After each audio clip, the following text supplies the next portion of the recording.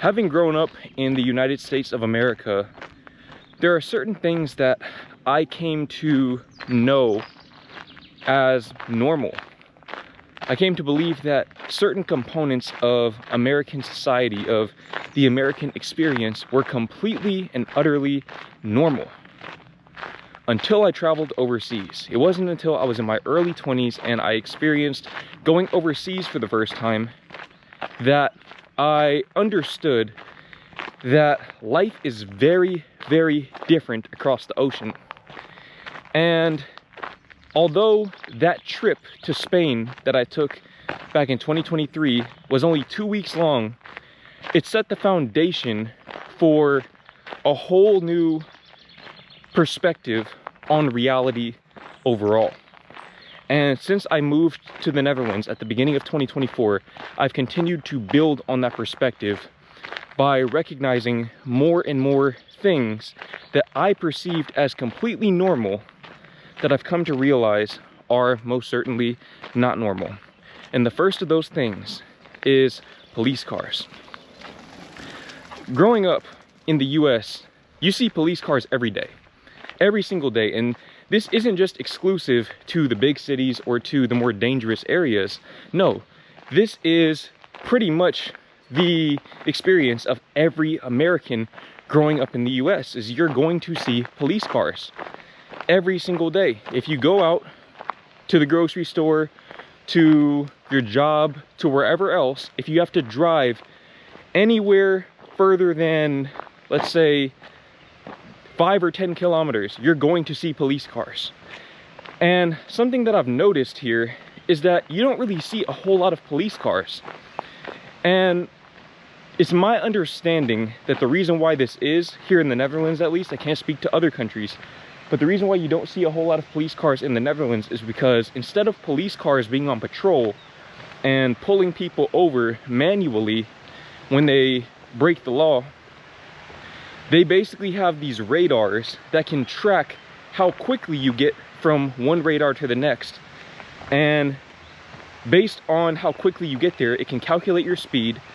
And if you got there faster than you were supposed to, they will send you a ticket in the mail, which is absolutely insane to me. I did not know technology like that existed until I got here to the Netherlands. I literally didn't know that that was even possible, because back home, basically what they do is the police just sit on the side of the road and they wait, and they hold the little radar guns up, and if they track your speed as above the speed limit, then they turn their lights on, they turn their sirens on, and they follow you. They chase you, they make you pull over to the side of the road, and they give you a ticket, or they let you off with a warning. I've never seen that happen here. Not only have I never seen a police car just sitting on the side of the road waiting for somebody to break the law like I would always see back home, but I've never actually seen somebody get pulled over until I got pulled over on my bicycle. But that was just sort of a chance encounter. That was just quote unquote bad luck, for lack of a better term, because the police officers just so happened to be driving down that street. But anytime I've seen police cars here, they've always been driving somewhere. I've never seen a police car waiting off in some little alley or something like that, just waiting for the opportunity to give someone a ticket. And honestly, it seems like the system here would be much more efficient for policing traffic, because it seems like people here follow the traffic laws pretty stringently, and I completely understand why. You can't really trick a radar. You can't really trick a radar unless you have a fake license plate or something like that. And I don't know how they police that, because that's something that happens back home as well. But I don't know. I don't break the law, so I wouldn't know. But I've definitely seen far more police cars on a daily basis back home than I've ever seen here. In fact, I could probably count on 2 hands the amount of police cars I've seen here since I arrived here a little over a year ago. And that's saying something. Now, on the topic of cars, another thing that I saw every single day back home, growing up in Texas, that I never see here is those lifted trucks. So let me clear the air, because some people think that they only have small cars here. They don't drive trucks here. They do drive trucks here. I have seen people with trucks. They are the exception, not the rule, and they always stand out. Whereas back home, if you're driving a Honda Fit or a Toyota Yaris or something like that, you are the exception rather than the rule. But anyways, what I've observed is that people here do not drive those lifted kit trucks. And when I say the lifted kit trucks, I'm talking about trucks like this. Okay, basically monster trucks. And honestly, it makes sense. Why would you need a truck like that? There's no real practical use for a truck with a lifted kit, a Ford F-250 or a Ford F-350, when you're driving on nothing but paved roads. I mean, at worst, you might be driving on gravel or something like that, but as you can see behind me, that van is doing just fine driving on gravel, driving on a sort of unpaved road. You don't need a Ford F-250 that costs $150,000 to drive on a road like this. I think that people back home honestly drive trucks like that for the status. It's for the improvement in their social status, keeping up with the Joneses, whatever you want to call it, trying to flex on their neighbors with their new shiny truck. Because there's no practical use for it. The roads back home are pretty bad, I'm not gonna lie, but they're not that bad. They're not that bad to warrant getting a truck like that. And ironically, those trucks deteriorate the roads even more than they already are, because the weight of the trucks is, of course, more taxing on the pavement. And I think that's a big part of the reason why people here don't drive trucks like that, aside from the impracticality of it, is the road tax. People here have to pay road tax according to the weight of their vehicles. So you don't want your vehicle to be heavier. You want your vehicle to be as light as possible so that you can minimize the road tax that you have to pay. So bearing that in mind, it makes complete sense why people here do not drive those kinds of trucks. But I still have trouble wrapping my head around why people back home do drive those trucks, because I never really understood that.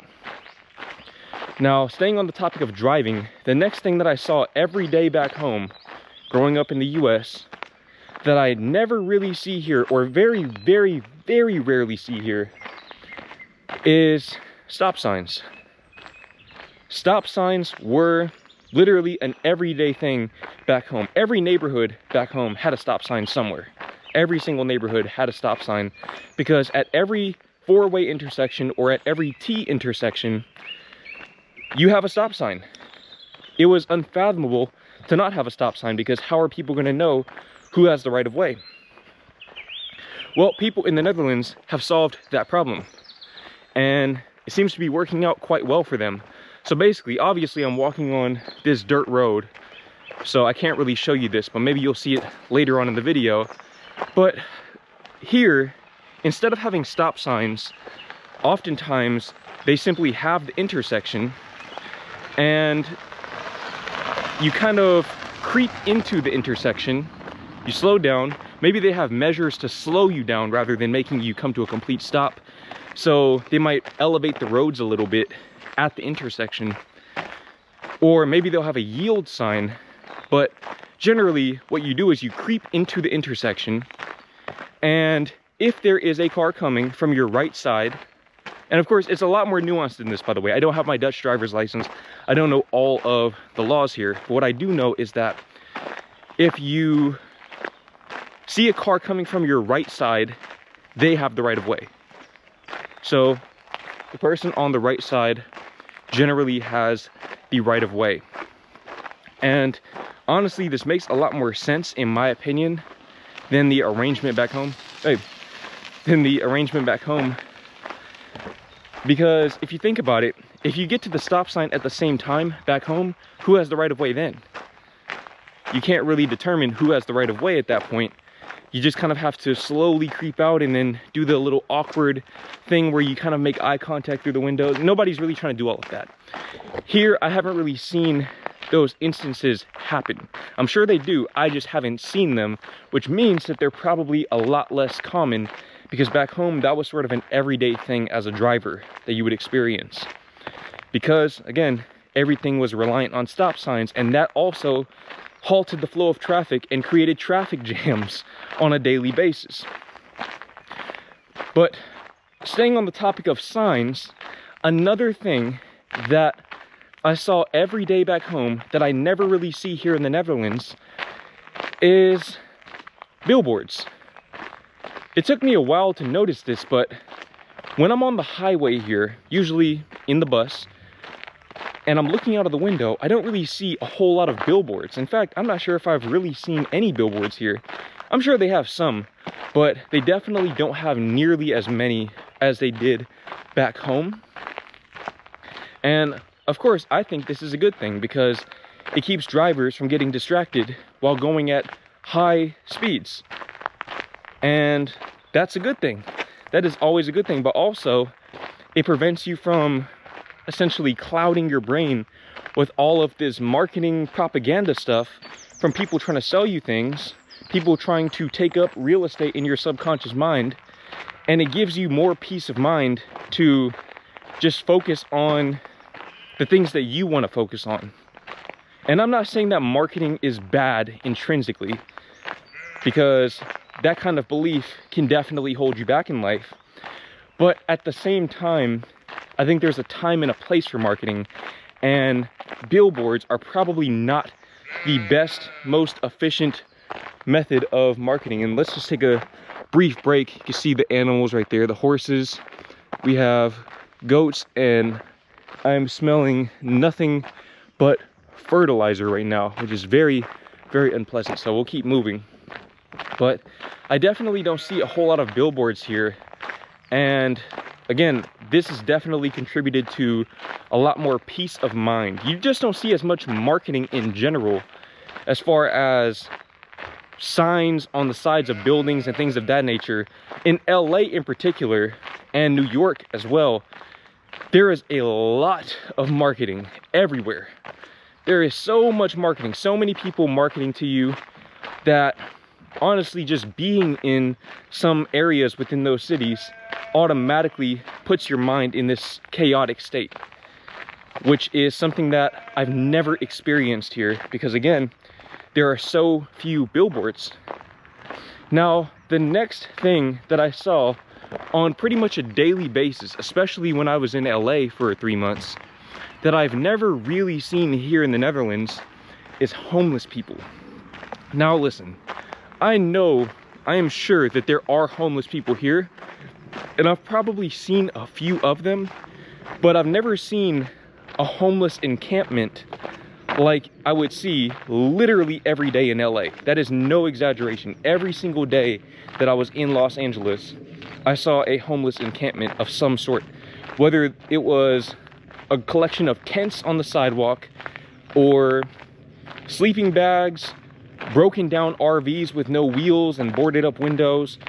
There are encampments all over LA, and I literally haven't seen that, not just here in the Netherlands, but in Europe overall. Haven't really seen that. Even in downtown Dallas, there are a lot of homeless people. In fact, for a few years straight, I actually filmed myself, I documented myself and my friends feeding the homeless. That sort of video would be damn near impossible to film here, and that's actually a good thing. It's actually a good thing because I don't believe personally that people should have to rely on the generosity of, what was I, 19, 20 years old? Of a bunch of 19-year-olds to supply them with basic necessities. Now, of course, this can develop into a whole tangent about economic equality and all of that, but that's beyond the scope of this video. The point that I'm making is that you just don't really see homelessness here. you don't see homelessness, and that is, of course, unequivocally a good thing. And anybody who tries to argue otherwise, honestly, it's not even worth discussing with them.